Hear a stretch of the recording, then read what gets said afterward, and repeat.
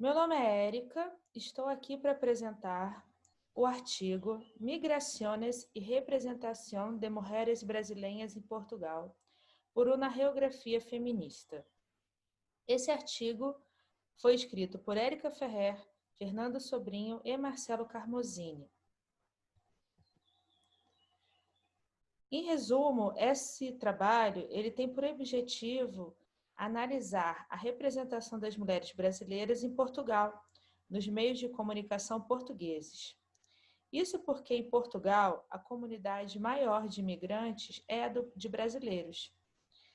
Assim, também outra questão é que, tradicionalmente, estudos de geografia e imigração não analisam, muitas vezes, os problemas de desigualdade de gênero em relação a mulheres imigrantes. Falta um viés feminista do tema e um enfoque da compreensão das desigualdades de gênero em termos de migração. O que seria geografia feminista? Geografia feminista é o estudo acerca das mulheres no espaço, sendo compreendido através do fato de que esse estudo ele quer compreender como o sujeito feminino é construído dentro das estruturas de dominação socioespaciais, isto segundo Joseli Silva. Em Portugal, existe um imaginário de mulher brasileira que possui, em essência, relações de poder e relações com a colonialidade. Segundo Gomes, as relações de poder, esse imaginário de mulher brasileira representa relações de poder que inferiorizam e essencializam as brasileiras. Preconceito e discriminação parece atingir todos os brasileiros, como se eles compusessem uma raça. E especialmente essas mulheres brasileiras, elas são construídas a partir do imaginário de hipersexualidade. Apesar de existir esse imaginário em vários países, em Portugal, essa situação parece ser mais cruel e com maior inferiorização das brasileiras. E a autora acredita que isto estaria relacionado com a colonialidade mais presente nesse imaginário em Portugal. Em uma entrevista dada a Gomes, Priscila, que é bailarina, instrutora de fitness e estudante universitária, relata que ela era confundida como um produto, como se tivesse um preço ao fazer animação na noite como dançarina. E ela diz que um lugar onde ela sentiu mais preconceito foi na universidade, na faculdade, onde era sempre a brasileira. Outra questão é que a própria mídia portuguesa, ela reforça esse estereótipo sexualizado e objetificado da mulher brasileira. Personagens e reportagens reforçam essa sexualização. No manifesto contra o preconceito às mulheres brasileiras em Portugal, que foi um movimento social que reuniu várias assinaturas, ele tentava denunciar o preconceito e se focava em exemplos nos quais a mídia reproduz o estereótipo da brasileira como objeto sexual. E ainda nesse tema, existe um programa chamado Café Central, que possui uma personagem, Gina, que falava com sotaque claramente brasileiro e apresentava uma estética erotizada, representando uma prostituta e uma maníaca sexual. A pesquisa em si. A pesquisa ela utiliza a metodologia dos estudos críticos do discurso de Van Dijk. E nessa metodologia, ela se debruça sobre os meios como os atores sociais usam recursos semióticos, linguísticos, musicais e magéticos, dentre outros. E esse estudo, ele tenta confrontar esses modos de representar esses discursos, esses modos de agir, de ser, a fim de denunciar e desmistificar esses padrões e também preconceitos. E assim, ele fala também sobre a formação e constituição de discursos, gêneros e estilos de resistência, contribuindo assim para o processo de empoderamento de grupos oprimidos. A escolha da revista Nova Gente é pelo fato dela ter sido mais vendida no segmento Sociedade em Portugal em 2019. E como se chegaram a essas reportagens?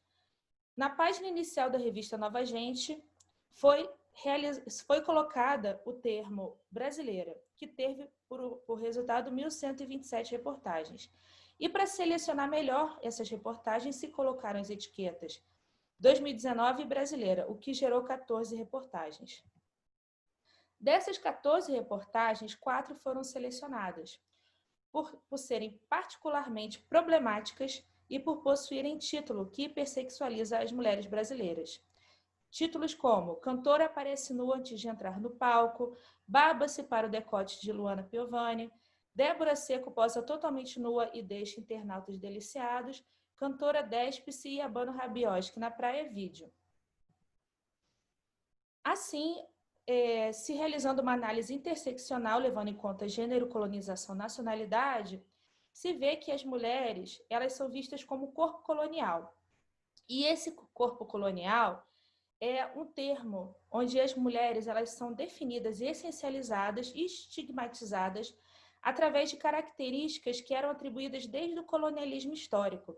E essas características abarcam 4 dimensões: físicas, comportamentais, culturais e associações com a natureza. Assim, dessa interação entre estudos críticos de Van Dijk, estudos críticos do discurso de Van Dijk e, por outro lado, o corpo colonial, se construi uma tabela, que é essa tabela entre essas reportagens e como elas representam esse corpo colonial. Nisso, vemos que na primeira reportagem, Cantora aparece nua, se vê essa característica comportamental, essa questão de andar mais despida.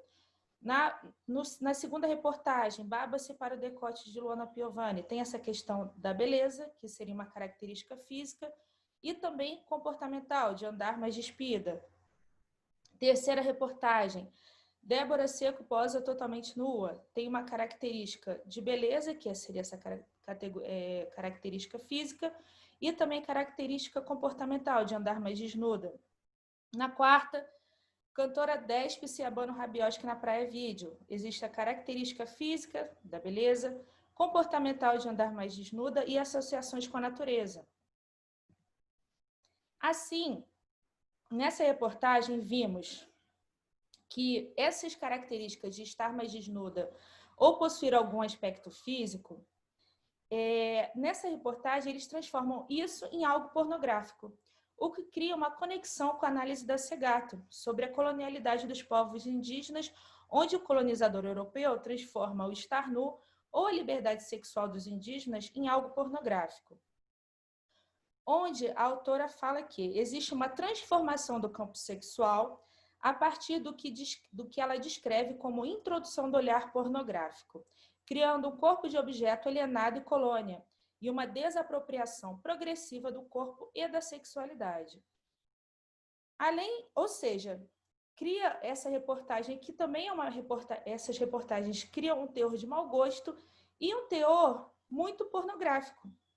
E esse estigma também desses meios de comunicação, ao trazer esse olhar hipersexualizado das mulheres brasileiras, ele não ocorre espontaneamente. O próprio autor Van Dijk, ele analisa que as ideologias e os preconceitos étnicos não são inatos e não se desenvolvem espontaneamente na interação étnica. Eles são adquiridos e aprendidos. E isso normalmente ocorre através da comunicação. Conclusão. Nessa pesquisa foi observado que essa revista Nova Gente, em 2019, ela veiculou reportagens que essencializavam as mulheres por valores de corpo colonial, através de características comportamentais, como andar mais despida, e características físicas, beleza e bumbum. E através do discurso, essa revista transformou o estar nua ou alguma característica física em algo de caráter pornográfico. E, pensando no futuro, possivelmente, movimentos sociais, como o Manifesto contra o Preconceito das Brasileiras em Portugal, já avançaram nesse tema, desconstruindo muito desse estereótipo. No entanto, ainda existem muitos desafios em Portugal na luta contra o preconceito à mulher brasileira. Encerro com as referências. Muito obrigada.